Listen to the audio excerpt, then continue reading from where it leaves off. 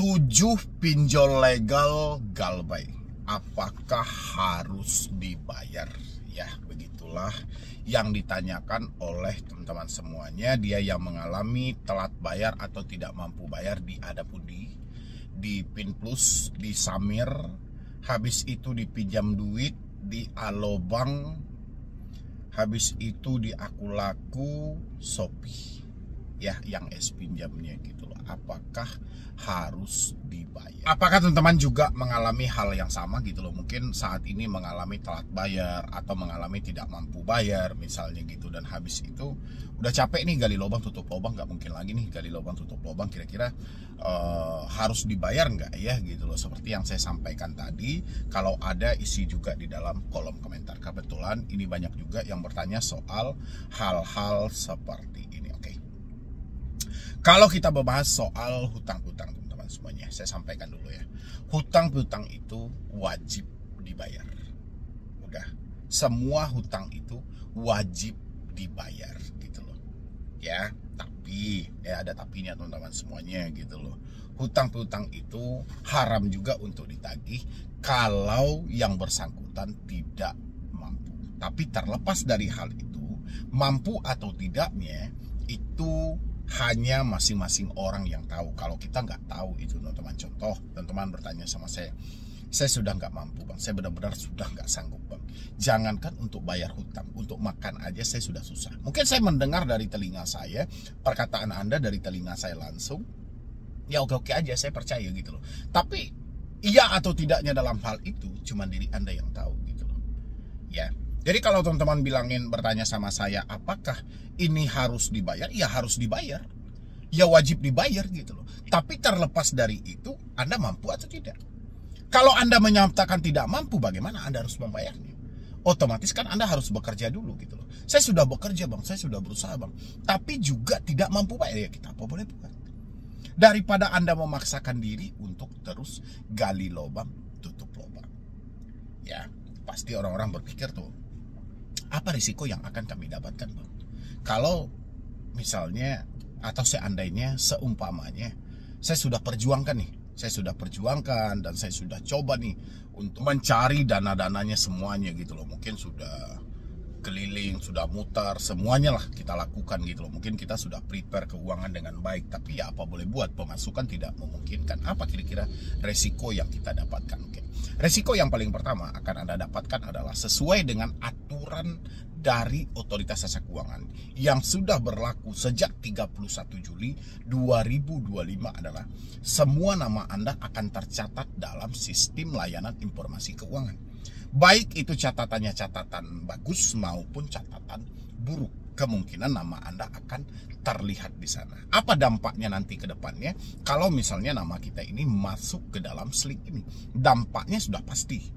Ya, kalau catatan Anda buruk di dalam sistem layanan informasi keuangan, kemungkinan besar Anda akan kesulitan mengajukan pinjaman di aplikasi manapun. Itu adalah resiko yang akan Anda dapatkan. Ini resiko yang tertera. Ini resiko yang jelas. Dan habis itu, apalagi kira-kira bang di luar dari hal itu? Oke. Di luar dari yang tertulis, banyak hal yang akan terjadi pada diri Anda. Salah satunya mungkin Anda akan ditagih secara terus-menerus. Habis itu Anda akan diteror juga. Ya. Habis itu Anda akan diintimidasi dan diancam. Walaupun intimidasi dan pengancaman ini jarang banget pinjol-pinjol legal ini menyebutkan nama aplikasi, tapi tidak menutupi kemungkinan Anda akan mendapatkan intimidasi dan ancaman. Ya, habis itu mungkin Anda akan dipermalukan juga. Ya, kata intimidasi dan ancaman tadi hampir sama dengan mempermalukan. Ketika mereka mempermalukan Anda juga tidak akan tahu nama aplikasinya ini apa. Yang terakhir adalah membuat Anda stres dan panik. Ini adalah risiko yang akan Anda dapatkan ketika Anda menyatakan saya tidak mampu bayar, saya tidak sanggup bayar. Ya, ketika Anda menyatakan hal itu, Anda harus persiapkan diri Anda gitu. Nggak bisa juga jadi orang yang egois ya teman-teman semuanya. Jadi ketika Anda menyatakan saya tidak mampu bayar, saya tidak sanggup bayar gitu loh, tapi saya tidak bisa menerima risikonya, itu nggak bisa. Ya, kita harus salah satu teman-teman semuanya. Jadi kalau misalnya kita menyampaikan saya tidak mampu, saya tidak sanggup, berarti berbarengan dengan hal itu teman-teman harus mempersiapkan diri untuk menerima risikonya apapun itu. Ya, kalau yang tertulis secara resmi nama Anda masuk ke dalam slik. Nah, itu adalah risikonya. Dan habis itu mungkin muncul lagi pertanyaan dari teman-teman semuanya. Bagaimana kalau ini sampai bertahun-tahun saya tidak melakukan pembayaran? Apakah hutang ini yang semulanya hanya 5 juta gitu loh, tiba-tiba saya mengalami telat sampai 2 tahun, saya mengalami telat sampai 3 tahun, bahkan sampai 5 tahun, apakah nanti akan diganti dengan aset saya gitu? Tiba-tiba hutang yang 5 juta ini menjadi 20 juta, menjadi 50 juta, menjadi 100 juta gitu loh. Pasti banyak dong teman-teman yang memikirkan hal itu, karena mengingat denda dan bunganya itu jalan terus menurut Persi teman-teman semuanya. Saya batas dulu ya dalam hal itu. Ketika Anda menyatakan telat bayar teman-teman semuanya, contoh Anda meminjam di salah satu pinjol legal dengan pinjaman sebesar 5 juta, oke. Pembayarannya itu ada yang sekali bayar dalam waktu 30 hari, ada yang 2 kali bayar dalam waktu 60 hari. Oke. Kalau misalnya Anda berfokus pada bunga, bunga hanya dihitung sesuai lama tenor yang disepakati. Ya, berapa lama tenornya? Misalnya tenornya 30 hari. Berapa mereka menetapkan bunga? Misalnya bunga dia tetapkan 0,3%. 0,3% dikali 30 hari. Oke, itu sesuai dengan aturan ya, tapi praktek di lapangan kita nggak tahu. Praktek di lapangan kita nggak tahu karena banyak penyimpangan yang terjadi. Jadi setelah itu, setelah bunga dikalikan dengan lamanya tenor kita, begitu kita pas di masa tenornya, jatuh temponya, tapi kita tidak melakukan pembayaran, bunga tidak bertambah, tapi yang bertambah dendanya. Denda akan berjalan. Ya, biasanya denda ini kadang-kadang kita cukup dikagetkan juga dengan perhitungan denda yang dibikinkan oleh pihak pinjol. Kita telat 1 hari, misalnya kita dibebankan sebesar 10.000, telat 1 hari kita dibebankan 10.000. Tapi ketika kita telat 1 hari, jumlah denda kita mencapai 300.000. Karena mereka akan mengakumulasikan selama 1 bulan. Biasanya kelicikan pinjol itu ada di sana, bahkan jumlahnya bisa menjadi lebih. Tapi teman-teman semuanya, sesuai dengan aturan OJK juga, ketika Anda mengalami telat bayar atau tidak mampu bayar atau keterlambatan pembayaran gitu loh, nanti selama-lamanya Anda galbay, misalnya Anda mengalami gagal bayar itu atau Anda mengalami telat bayar itu selama 1 tahun, 2 tahun, Anda cuma boleh ditagih 100% dari total pokok hutang. Misalnya pokok hutang Anda sebesar 5 juta, Anda mengalami telat bayar atau menjeda waktunya itu sampai 2 tahun, 3 tahun, sebanyak-banyaknya Anda cuma boleh ditagih sebesar 10 juta. Itu sesuai dengan aturan yang berlaku di Otoritas Jasa Keuangan. Bagaimana nanti Bang kalau misalnya pihak pinjolnya tidak melakukan hal seperti itu? Kalau sistem pinjol yang menjadi patokan kita, kesetresan akan berlanjut. Tapi yang menjadi dasar kita adalah karena mengingat sesuai dengan POJK nomor 11 tahun 2024 yang telah berlaku sejak 31 Januari 2025, harusnya kita berpatok pada data SLIK. Ketika nama kita masuk ke dalam sistem layanan informasi keuangan, apalagi ada catatan buruk, di sana kita akan melihat berapa hutang yang tertunggak yang dilaporkan oleh pihak pinjol.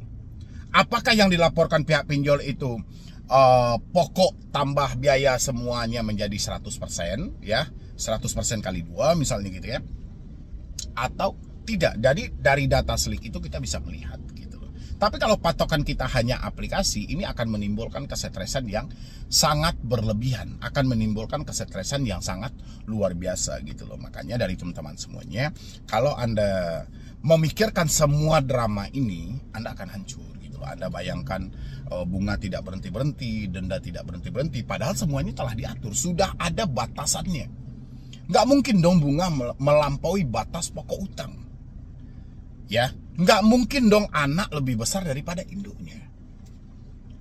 Apa mungkin Anda lebih besar daripada orang tua Anda? Nggak mungkin Anda bisa melampaui hal itu, dan ini telah diatur, sedemikian rupa telah diatur gitu loh. Makanya teman-teman semuanya, jangan ada lagi membangun drama-drama yang tidak jelas, yang merugikan diri Anda.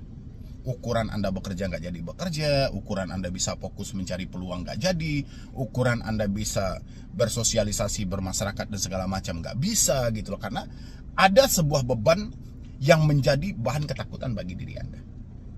Ya, jadi saya berharap teman-teman semuanya, kalau memang sudah tidak mampu, ya sudah, kita apa boleh buat. Yang penting jangan memaksakan diri untuk terus menggali lubang tutup lubang. Walaupun Anda kira, wah saya pakai dulu lah duit tetangga saya kabar dulu lah hal yang ini gitu loh, saya selesaikan dulu lah yang ini. Coba Anda logika, Anda menyelesaikan hutang, ini Anda membentuk hutang baru. Ya, kalau memang seperti itu konsepnya, kenapa tidak tahan aja di satu hutang ini? Kenapa harus kita membentuk hutang baru lagi?